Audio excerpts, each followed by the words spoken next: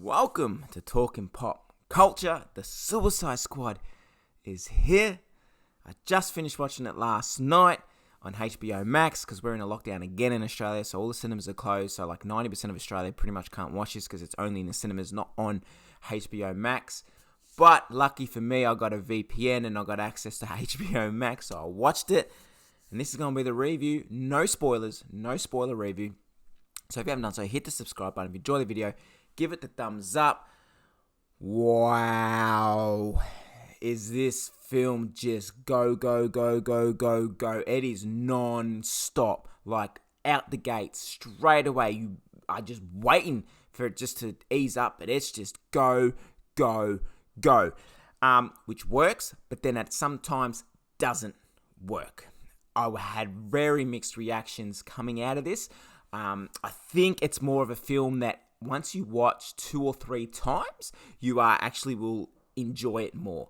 Because I just feel that just so much stuff happens. It's very overwhelming. It's very hard to let things sink in that happens. Because once something happens, bang, another thing happens. And bang, another thing happens. And you don't get that opportunity to let it sink in. There was a couple of things that happened that I wasn't a big fan of that made me not like it, and I will do a spoiler review in the next 4 or 5 days just to give people time to watch it.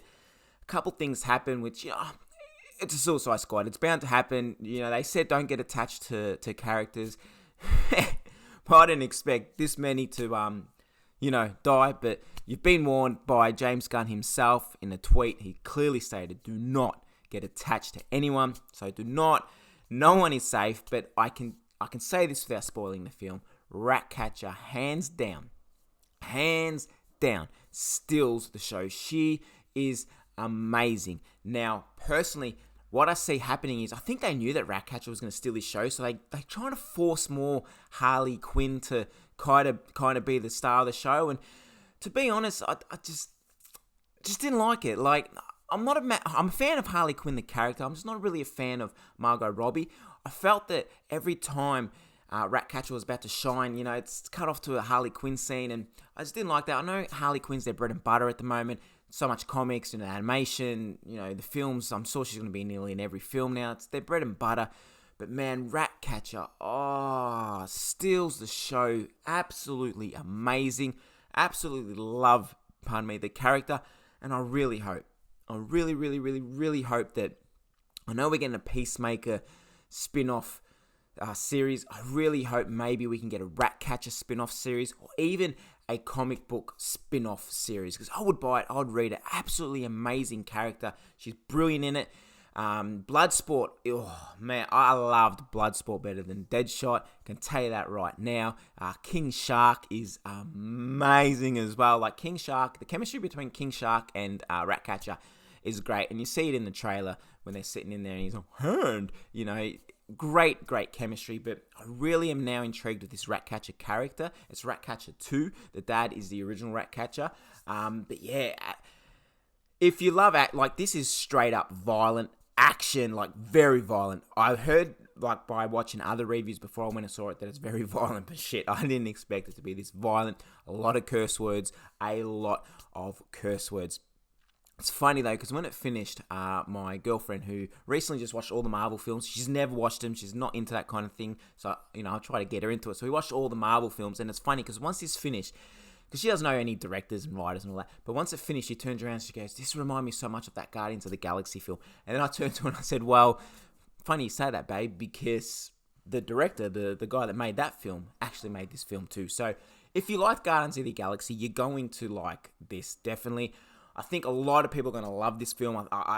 It's going to be very, very hard to find people that don't. I think the people that don't enjoy it are probably just going to be, just those people just aren't really happy with anything. But, pardon me, DC I think they're finally getting back on track. I don't want to get my hopes up, because every time you get your hopes up for DC, they seem to always let you down. But it is a step forward. I think they need to now notice, don't worry about playing catch up with Marvel. Don't worry about doing that whole shared universe. Like, have the characters all exist in the same universe and just acknowledge them. Kind of like how Amanda Waller said Bloodsport shot Superman with a kryptonite bullet and put him in an ICU. That's in the trailer, so there's no spoilers for that.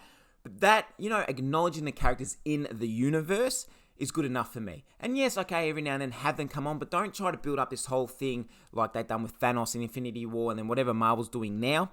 Don't bother. Just have these standalone films and just don't worry about trying to build a universe like what Marvel done. And I feel if DC just do that, stick to that, acknowledge all the characters in the universe, but don't worry about making a whole big bad for everyone, I think they will take more steps forward. So it is a great film. Like I said, I can't go into what I didn't like about it because it spoils the movie. And I feel that this show is, once you watch it, this film maybe twice, 3 times, I feel you're going to enjoy it a lot more, because the first time it is very hard, it's very overwhelming, so much happens, you don't get time to sink in. Okay, it does not get time to sink in. So I'll probably watch another 2 or 3 times this weekend. Well, not another 2 or 3 times, but the second or the third time this weekend. And I'm sure my rating will go higher, because my rating is a 7 out of 10. Yep. There's, like I said, when I get into spoilers, I'll explain why it didn't get that 9, maybe 8.5. But it is a 7 out of 10. It is a step forward for DC, which is good. It's different. It's violent. It's gritty. It's got swear words. It's R-rated in America. MA here. Amazing. Go and watch it if you haven't. And I'll have a spoiler review in maybe 4 or 5 days. But I just also want to give a shout out to Omnicity Comics, my boy Carlos, up on Instagram, please. I'll leave a link to his channel. Go and follow him, please. I owe him. He knows why. I love him. I appreciate him. Thank you so much.